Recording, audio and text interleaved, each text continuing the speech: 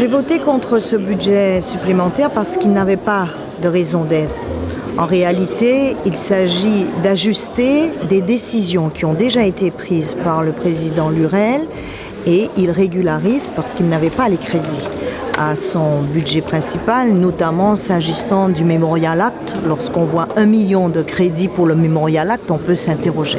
Vous savez, on ne peut pas avoir de débat dans cette assemblée et vous le voyez à chaque séance de ce conseil régional, l'opposition ne s'exprime plus et même la majorité ne parle plus. Parce qu'on assiste à un monologue de 4 heures où le président fait l'éloge de sa politique et l'éloge de sa personne. Ce n'est pas ma conception de la démocratie. Je trouve triste de terminer cette dernière plénière par des propos comme ceux dont on vient d'entendre. Il s'agissait simplement, lorsqu'on est un démocrate, d'accepter les contradictions, d'accepter que l'opposition puisse s'exprimer et ne pas vouloir toujours avoir raison. Chaque fois que je prends la parole, vous l'avez vu la dernière fois, ce sont des mises en cause personnelles. Vous avez assisté à cet exercice autour des conditions fiscales qui sont les miennes par rapport à mes indemnités, alors que j'ai apporté la preuve du contraire.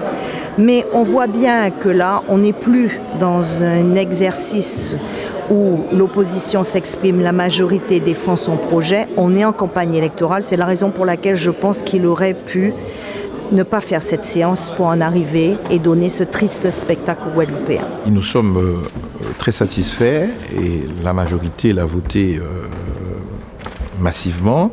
Il y a eu de votes contre, c'est l'opposition, comme d'habitude, le budget supplémentaire. Et pour que la population comprenne bien, lorsque on additionne, disons ça comme ça, le budget primitif, le premier qu'on a voté au début de l'année, et celui-là, le deuxième, on l'appelle un budget supplémentaire, c'est 740 millions au total, voilà, dont 390 millions en investissement, le reste en fonctionnement. C'est un bon équilibre. Parce qu'il y a plus d'investissement que de fonctionnement. Encore que sur le fonctionnement, la définition d'une dépense de fonctionnement appartient au législateur.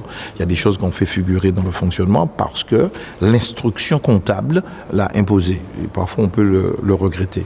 Ça relèverait plutôt de l'investissement et ça pourrait faire l'objet de retour du fonds de compensation de la TVA.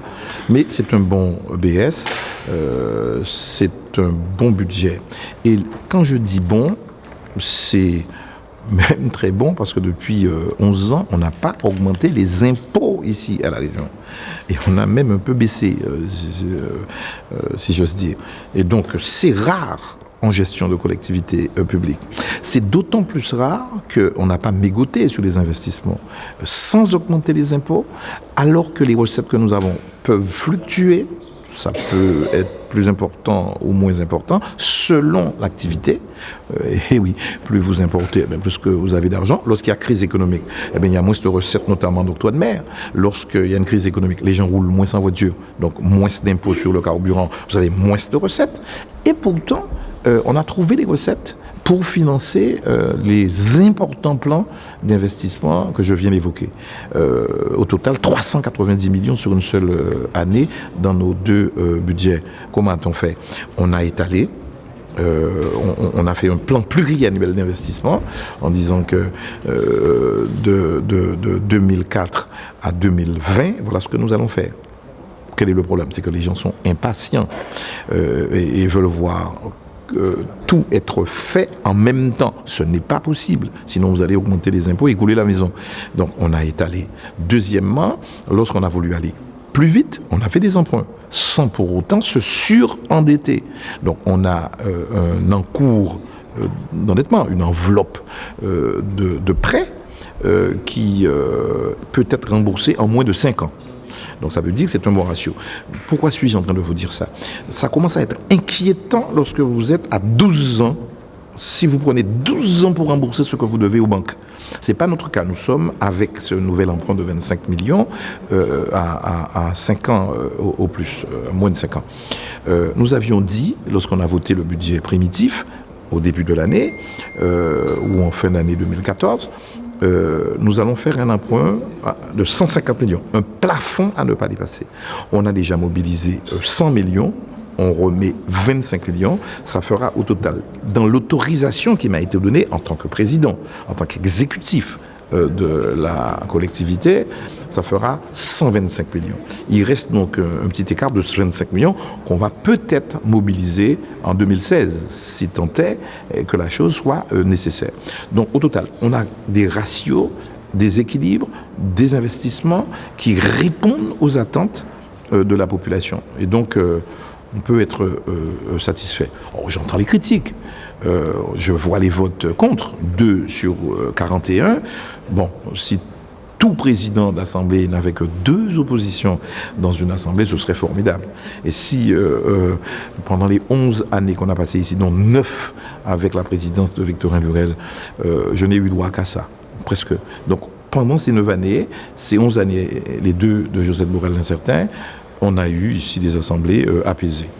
Qu'il y ait des éclats de voix, bon, qu'il y ait des polémiques, qu'on me dise que je ne suis pas bon, je suis un dictateur, je ne laisse pas parler. Ça fait 11 ans que j'entends ça. Bien sûr, on continuera.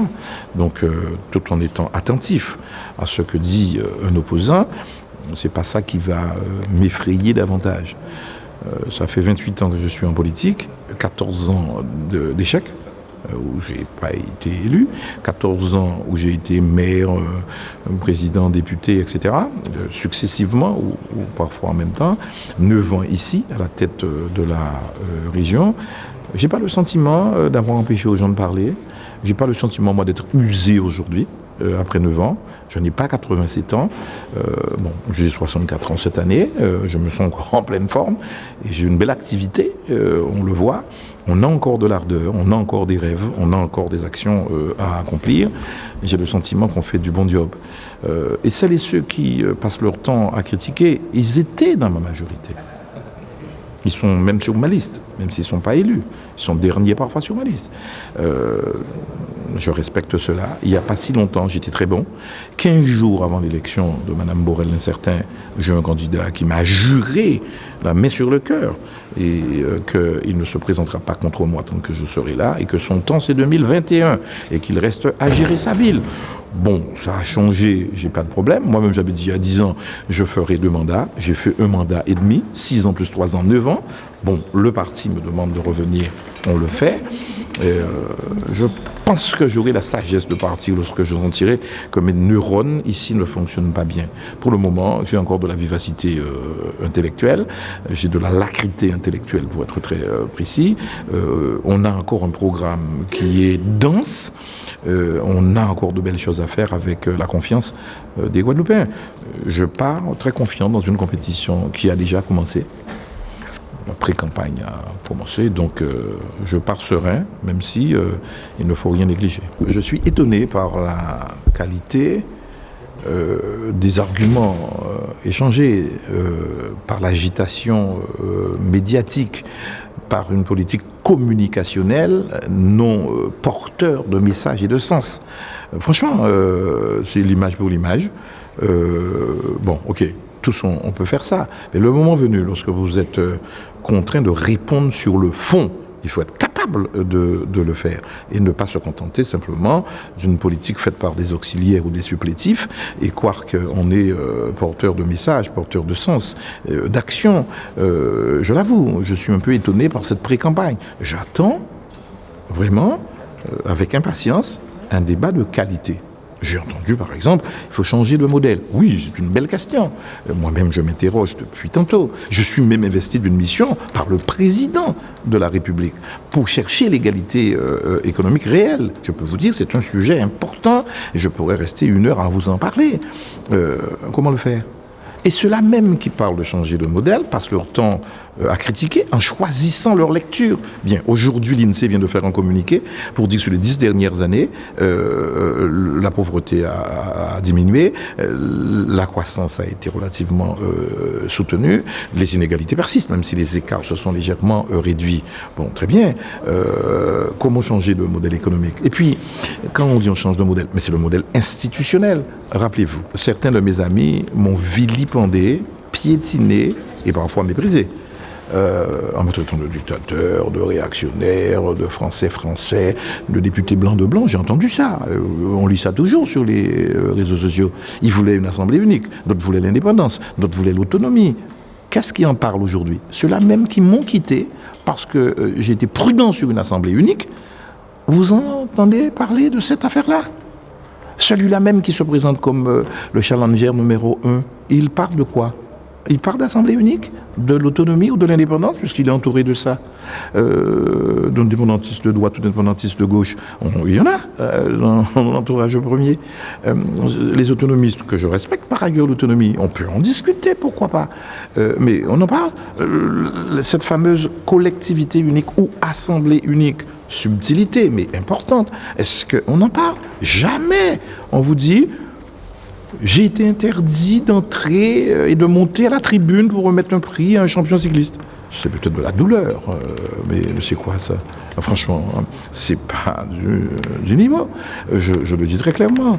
Je ne vais pas moi distribuer des cadeaux publicitaires, même si j'aime le tour cycliste. Pendant 29 ans, j'ai fait ça et je ferai encore demain, quel que soit le résultat de l'élection. Nous demandons un échange approfondi, un débat d'idées, programme contre programme, vision contre vision, oui, idéologie contre idéologie. Voilà, le moment venu, on aura, je l'espère, cet échange que je souhaite de qualité. Ça aussi, c'est une étrangeté. Je suis assez étonné d'entendre ça, comme si moi j'étais, et la région était responsable de ça.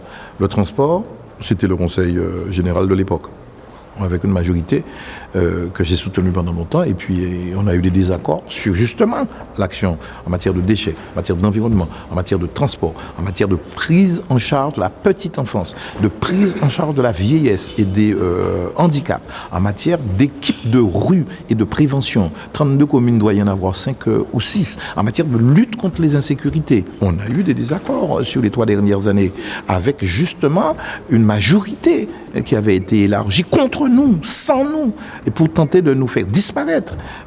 Audrey Cornano a fait une intervention extraordinaire en disant que, Monsieur le Président, ça fait 4 ans et demi, 5 ans que je travaille avec vous, vous m'avez respecté et vous m'avez donné les moyens de mon action et que je continuerai à travailler avec vous. C'est une déclaration importante, c'est quand même le premier adjoint de la ville de Bemao et qu'il a dit, je n'ai forcé personne à dire ça. Je remercie mon collègue Audrey Cornano de la qualité de son intervention et de son courage politique, alors qu'il est dans une majorité, il dit qu'il a de bons rapports avec son maire, mais personne ne le transformera, comme il a dit lui-même, en scieur de chaussures.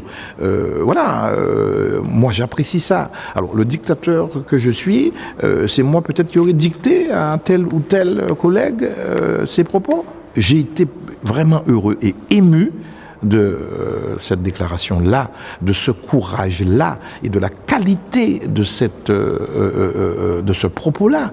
Voilà, on a beaucoup de choses à faire. J'ai mes défauts, j'ai mes faiblesses, mais je sais aussi que j'ai de l'ardeur et que je veux servir mon pays, continuer à le servir. J'ai quitté un ministère, au-delà de ce que disent certains, j'ai quitté un ministère pour revenir servir le pays de Guadeloupe.